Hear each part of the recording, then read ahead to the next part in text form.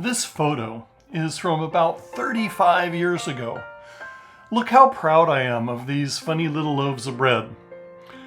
I've been a home baker most of my life, and I wanted to share the changes I've made over the years.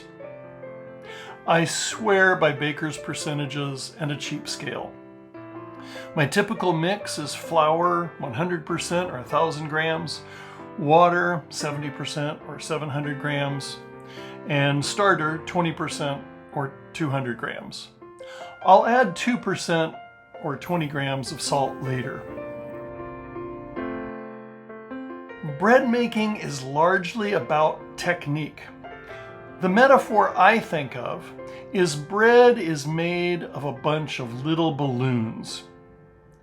Every technique we use can make strong balloons and or trap air in the balloons. To build strong balloons, we need a tight gluten network. I let this unsalted dough rest for up to an hour. Gluten gets stronger just sitting there. The yeast, which will put air into the balloons, appreciates the salt delay too, since salt inhibits yeast. After an hour, I add the 2% salt.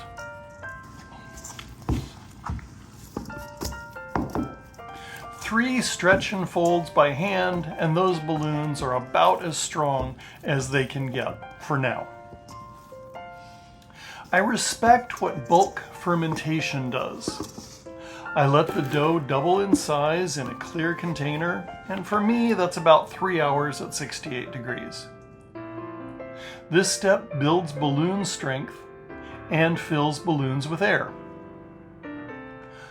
About that balloon filling air, that's dependent on a strong starter. I refresh my starter every day. It takes less time than brushing my teeth and makes all the difference. I refresh it while waiting for my coffee or the toast to be ready.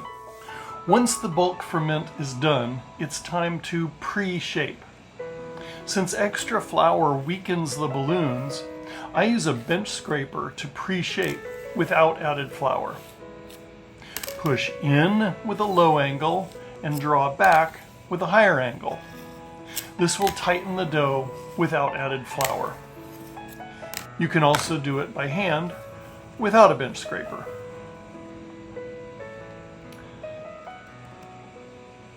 Rice flour is surprisingly effective.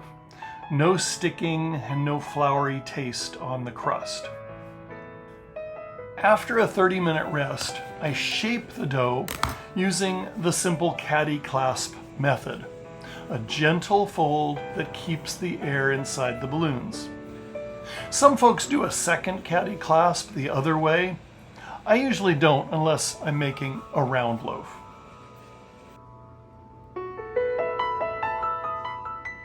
Steam is the secret weapon when baking. It lets the moist dough expand before the crust sets. Bake 20 to 25 minutes with steam, then 20 to 25 minutes open. A thermometer reading of at least 205 degrees Fahrenheit keeps gummy disasters at bay. Don't fear a darker crust. These red and brown hues create toasty grain flavors and crunch. Resist the urge. The crumb needs time to set, or it may be gummy.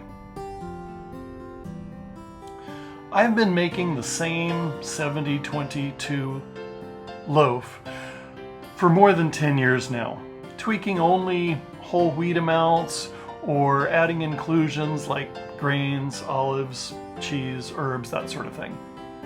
Sticking to one recipe has helped me feel like I'm finally getting the hang of it.